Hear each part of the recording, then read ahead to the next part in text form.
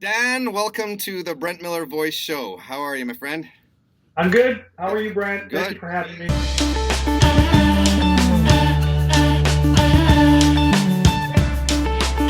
So this is a privilege for a lot of people on my channel are actually really into art and freelance art and learning how to do it. And you're kind of the man in this area. So the first question I have for you is what got you into art? I don't know what it was that got me into art. I just started drawing when I was a kid, like most kids, just pick up a pencil and start drawing with their crayons. And I just kept doing it and doing it. And I was always influenced by like the comics I read, the cartoons I'd see, or Walt Disney shows I would watch in the movie theater. And I would just want to emulate the illustration, the art of those things. Right. So I just kept doing that over and over again, like a crazy monkey. When you were a kid, like in class, were you like the official doodler? Yeah, I would be the guy in my class that was drawing for everybody. Yeah, that for sure. Anything from Peanuts to Mickey Mouse. After you got an interest at a very young age, it sounds like, did Yep. you pursue, like, did you have any sort of education or are you self-taught? Like, how did you land this? It's self-taught. I do regret not going to college for art, Right. but I didn't really have the money to go to a good school for that like I wanted to. I went out and checked out Cal Arts once in Southern California. Yeah. But I just basically just kept going on with what I was doing and started working for an animation studio that does commercials in town and figured that was a way to learn from some people that were working in the industry and get some tips, and I would kind of take it from there and try to get in some other studios. And that worked out, but they don't really pay you when you start off. You're just doing it for the knowledge as an intern. And I would do that for years. And then one day I got into doing storyboards for animation. And I got my big break for the X-Men animated series in 1993. Wow, that's a cool one to start off storyboarding for. Yeah, I just cold called him one day and said, "Are you looking for artists for your show?" And the producer was on the line and he said, "Yeah, we are. Send a sample." I sent a sample. He sent me a script to do a couple of test pages from an older TV show in the 80s. And I stayed up all night, got the whole thing done, had it faxed back to him, back when we used to use fax machines, Yeah, yeah. so that he saw it when he got in the office the next morning. And that impressed him so much, he hired me on the spot. And then I've just been doing that ever since. You know, one of the major questions I have is how you got involved with Lego. I understand because I read about you before. There was a Yeah. plane conversation. So can you tell us about that, like how you landed Lego? So it's really strange, and it's a great story. I go to San Diego Comic Con every year. I used to go as a fan, and I live in Minneapolis, and I was on the plane going out with my friends, and the flight was so packed that Delta changed my seat at the last minute, moved me way up front, and stuck me with some strangers. And it turned out that one of the strangers I sat next to was an art director traveling from the U.S. Lego office to San Diego to look at portfolio reviews for potential artists they hire for licensing, marketing, their club magazine. And over the course of 3 hours, we just kind of struck up a conversation about toys and art. And I told him, oh, I used to do a lot of that kind of stuff. And he looked at a few things on my phone. And he said, oh, you could do some of this. Are you interested? And I said, yeah, what the heck? I would try it.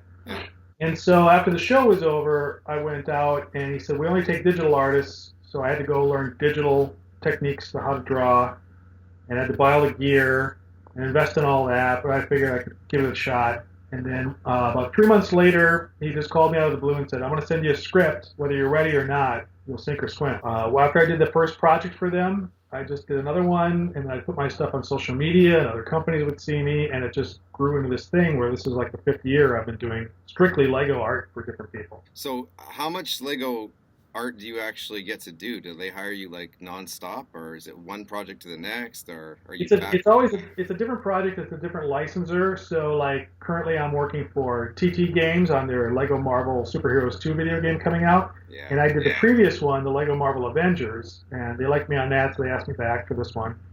And they're very long projects. I've been working on this since at least March this year. Yeah. And but prior to that project starting, I did the Lego How to Draw Lego Ninjago book Yes. for Klutz Publishing, which is an offshoot of Scholastic Publishing, and that's finally coming out. This book is just being released on September 1st to most bookstores. Amazon should have it. It's going to be released worldwide, but I don't really know exactly how the distribution works worldwide or when it all comes out worldwide. Right. But most people can get it strictly right now on Scholastic's own shop at home site on the web. Okay, so basically the main two are Scholastic and Amazon probably in first week of September. Can you show us any of the pages or no? Is it top secret? Yep. Lessons on how to draw from coloring to inking to sketching to how to do the eyes and stuff like that. It comes with tools, a set of tools, allow you to trace some art, difference between the eyes, go through a lesson on the weapons. So it's a stick figure to get your pose. Yeah. Then you add the shapes of the basic elements of the body, the limbs. Then you can start adding your details in, and then you can finish her all off. So this is September 1st, this drops for the public? Yep. Okay. Yep. Very cool, guys. Go check that out. You know how much that book costs? I believe it is $16.99 is the retail. Okay. Who's your favorite ninja to draw? Do you have a favorite? That's a question that came up a lot. I guess I don't have a favorite. I think what I like about it is there's always a different ninja to draw. Right. As an illustrator who has to draw stuff over and over and over again, I like the fact that there's a variety of characters and looks and colors. Do you have a favorite character? Forget Ninjago. Just a favorite character ever to draw, like Wolverine or something like the Hulk or something? Maybe Batman, I suppose. And it seems like now that I draw a lot of sketches for people for Lego officially. Yeah. The number one request I get is Batman. You can see all the stuff on my website, but I don't have anything set up to order anything. I don't do mail order. I don't. I'm a little too busy right now with the projects to handle the mail order aspect of that. But I do prints and I create them when I go to Comic Cons and other shows. Yeah. And I try to have that kind of stuff available for people because I can't sketch for everybody that I see. Well, huge privilege for me then that I have an original from you of Zane and the original that I'm going to give away. So that is a rarity then. That's an original. And not a print. Yep. Do you have any tips for aspiring artists that want to be like you? Keep drawing. Always draw specifically what you love. That keeps you going. Don't worry if it doesn't look like you want it to look. It's all about the growth. It comes over time. Even if I look at my stuff a few years ago when I first started drawing Lego, to me it's horrible now. But I always know that my stuff keeps growing and evolving, and I get better at it as I go. Do you mind sharing your little tips on what gear you draw with? Yeah, sure. I mean, I mostly draw digitally for like the book and the game and all that kind of stuff. But when I'm drawing for people at a show, I just use a typical like pencil lead holder. I like a 0.5 lead, soft lead that keeps the paper pretty easy to erase. Okay. And then when I ink the pieces, I use a Copic multi-liner marker or a Faber-Castell pit pen. These are common at all the art stores and all the craft stores. You can find them easily anywhere. The markers I use, Copic markers, these are also typically easily found at a lot of art stores. Okay. And I use sketch markers that got different nibs. What digital program do you use? Because that seems to be like where a lot of artists heading these days. And I know there's a lot of digital artists on my channel. I started with Photoshop, but I really like a program it's now called Clip Paint Studio, but it was called Manga Studio. That's how most people know it. But Manga Studio is specifically tailored for artists that like to create comic style pages. That's my favorite go-to tool that I use for drawing digitally. Do you think it's important for someone that wants to start in digital art that they need like an expensive program or like what's your advice on that? Because not everybody has enough money to buy the best equipment. There's a lot of times during the year, especially for Manga Studio, Clip Paint Studio, where they have deals where you can get the entry-level program very inexpensive, like $20, $25, and it is totally worth it. And they run that a lot, especially when you get closer to the holidays coming up. Yeah. And you don't need the most expensive screen. You can just get a little stylus and mouse for your computer.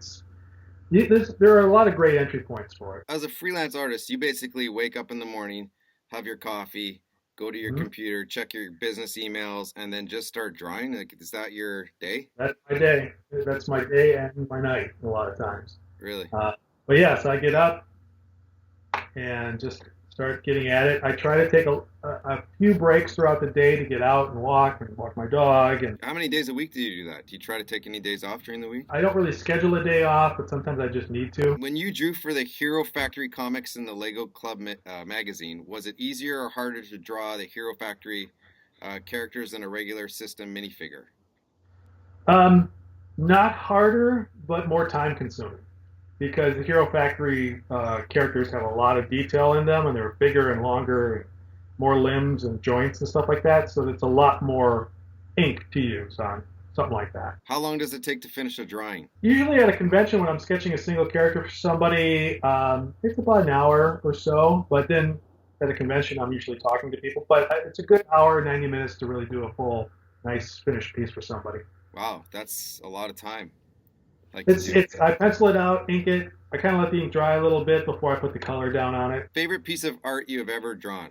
Do you have one? One of the only pieces I've held on to, and it seems to be a Lego piece, is I did an illustration after I saw Jurassic World a couple years ago. Yeah. Of Chris Pratt's character on the motorcycle running with the Raptors. Yeah. And it was my first time I used grayscale markers on a big piece. And it was kind of an experiment, and I didn't really sell it. But I really like it. It would probably be the only thing I'd put up in my office. I'd rather look at other people's art that I admire around me than my own stuff. Did you draw the picture on the Ninjago trading cards back in 2011? No. What do you love most to draw? Love doing the Lego right now. I have a lot of fun doing it. I love the variety of it. So I like to draw Lego Star Wars someday. I just got to draw a Luke picture, or someday I get hit after a movie I go to. If I go see Avengers, I got to draw an Avengers picture, or I'm sure after I see the Lego Ninjago movie, I'll want to be drawing those guys all the time. So when you draw one of those, I'm assuming you're doing it from a fan perspective as well, if you like the characters. But Yep. Are you then thinking in the back of your mind you're going to turn that into a print that you'll sell at Comic Cons and all that? Yeah, sometimes I did a Wonder Woman piece after I saw the Wonder Woman movie, a Lego Wonder Woman piece. I was starting to sketch it, and I was just going to make a sketch to like sell, quick sketch. And it just kept getting more and more detailed, and I kept adding stuff to it until I turned it into a print for Comic Con. And it was probably my best-selling print for the whole show. What's your favorite color? Blue, probably. A lot of different tones of blue is where I like to start. A lot of gray blues, because it goes so well with so many other different colors. Who's your favorite villain of all time to draw? Vader. Yeah. Darth Vader. Good answer. Yeah. Got the lightsaber, the red, the black. Okay, so who's your favorite with that Ninjago villain to draw? Master Chen, right. Yeah, that guy was a lot of fun to draw. He's got a great goofy personality and the skull and some good contrasting dark colors for the heroes.